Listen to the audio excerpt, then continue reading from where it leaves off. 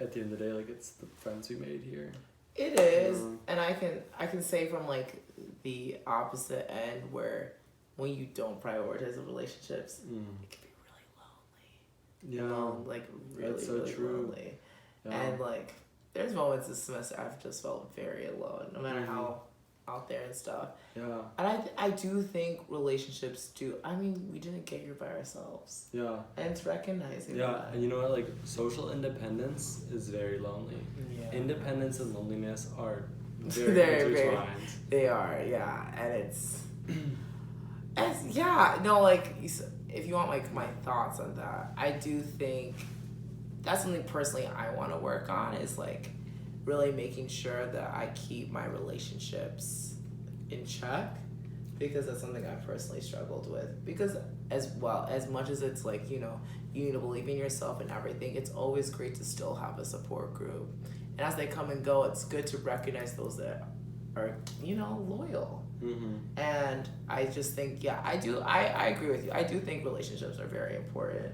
Yeah. It's something I'm personally still trying to work on, but yeah, I agree with you on that one. Right. And that kind of goes back with introspection, in that, like, sometimes I find in introspecting, my mind likes to make me think that, like, I'm not important to people. Yeah. You know what I mean? Yeah. And sometimes I feel that. Sometimes introspection is not trustworthy. Yeah. All the time. Exactly. Because we all deal with mental anguish, illness, etc. Mental anguish. And that's such a.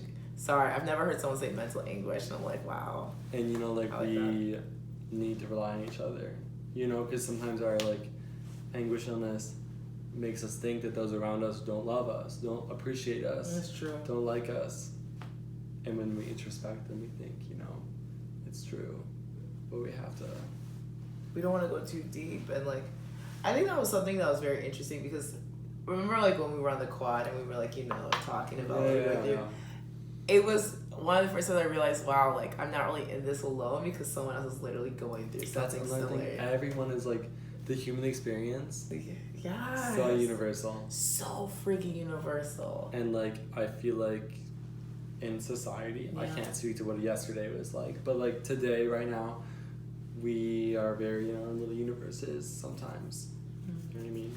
And it's like literally, you can keep getting deeper, but I think it's really important as we like leave college and everything to really start working on expanding that, and not as well as it's very important to be introspective. Like let's not forget that. Yeah.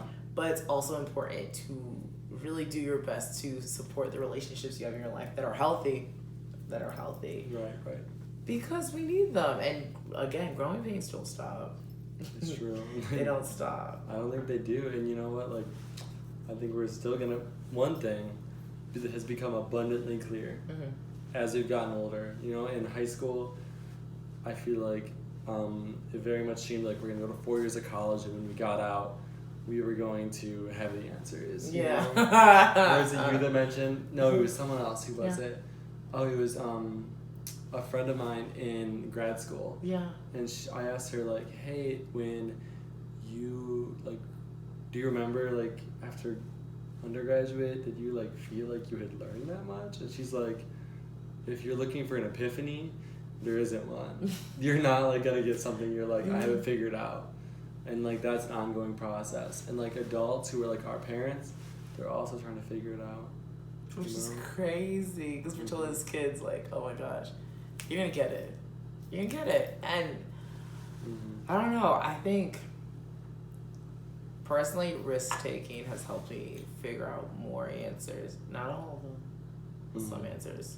Something that's what I kind of encourage for everyone is, now's the time to take risks within reason. I'm afraid to start rambling, but I got so much to say.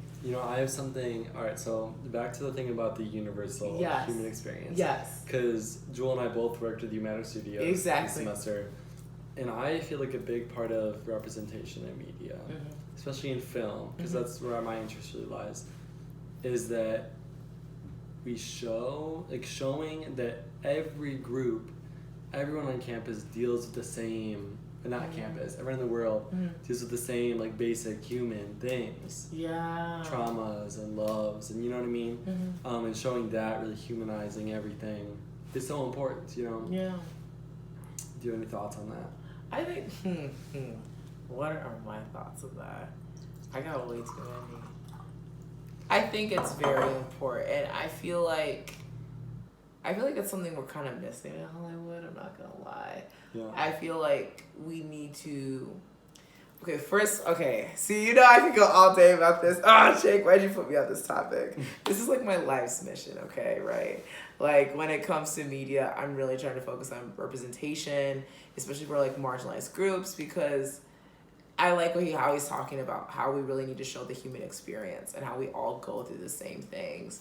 And that's something I want to show, because I feel like especially for marginalized groups, you don't see that in television. And I think it would be great to see that. So like my thoughts specifically on that is I do think that there needs to be more of that. I think there needs to be more of that like throughout all groups. It would just be nice to have like a genuine college movie or something where it's like genuine. Oh, I want to make it. And we definitely are getting a little bit more of that. We're getting more of that. We're getting a lot more of that. I just think we can definitely. Oh, we can do so much better. Always room for improvement. There's always room for improvement. Like for example, families. Oh, I doubt anyone has the perfect family. Let's just say that. Like, gosh, like, and that's crazy because it's like, while we have our own stories, like between us, like everyone else has their own story. So I do think that there needs to be more representation in that aspect too, in terms of experiences overall. Oh yeah, for sure. Yeah. Definitely. Yeah.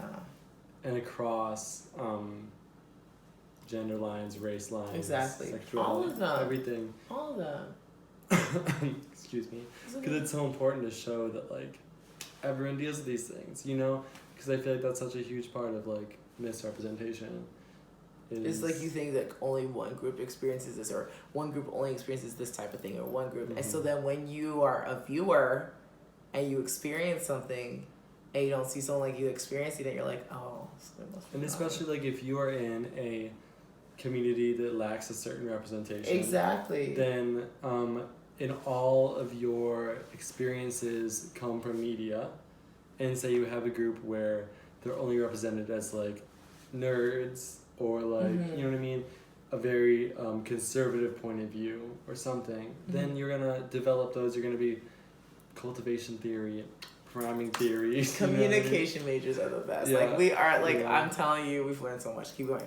Then like you're gonna, when you come onto a diverse environment, if you are blessed with that opportunity, then you're going to have those preconceived notions, and that's going to affect how you act. It really does. So I guess we're getting to academics. So we're both we both received our bachelor's in communication. And Jake, do you want to talk more about like why communication is amazing and what we learned? Right. So like as our convocation speaker said, a lot of times when you say, you know, I'm a communication major, people say like, what do you even do with that? Exactly. And as she said there's this like tangible air of condescension that comes with that question, and that is so true. And I'm so glad that we acknowledge that. We talk about that. It's so true, and I think it's so annoying because this is gonna come off so cocky, but just know this comes from experience and everything. Like communication is key to everything, and the thing about it, it's not just what you say, and it's not even the nonverbals. It's just all the aspects. Like everything we do involves communication. The way you receive messages from the media, that's like what I want to focus on. Communication is mediated. Mediated communication is like how the media communicates to us. It really affects how we live our lives, how we interact with each other, how we interact with ourselves. And I think it's annoying because we are starting to live in a society where people value only certain kind of disciplines, and they don't appreciate all kind of disciplines. And communication is honestly the basis to a lot of disciplines. Feel free to quote me because honestly, it's the facts. Sorry, am I going off tangent? No, it's okay. Yeah. Communication is very important, but I think So we've had this Professor Dixon, and he's a professor for mediated communication and race class. No, not race class and gender. Race in the mass media. Race in the mass media. And he's not only a professor; he's like a world-renowned scholar. Yeah, for real. Like you need to look up Travis L. Dixon. Yeah. Yes, he's amazing. Oh man. Yes. And we've learned a lot of theories. For me personally, it definitely opened my eyes to how much the media affects how we see each other and how important it is to really try to improve representation in media, because there's a lot of children out there that are seeing things that don't represent them and they just aren't validated.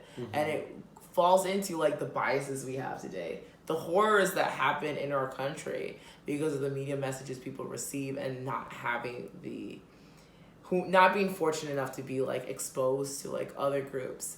But also like we all have biases, and it's crazy to think like you can think you're so open-minded, but there's still so many biases we still have.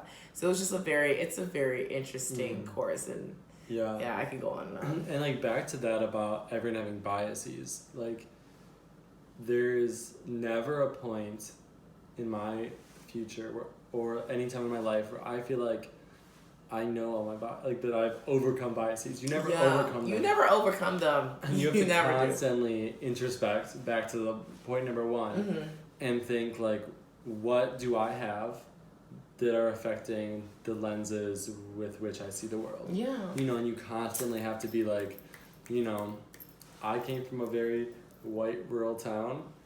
There was pretty well, not wealthy, but like it was a nicer upper middle class town, and that totally affects how I see people, how I see my world. Yeah. And I don't want that to be the only lens with which I see the world, and it's not going to be. I'm going to keep educating myself. You know what I mean?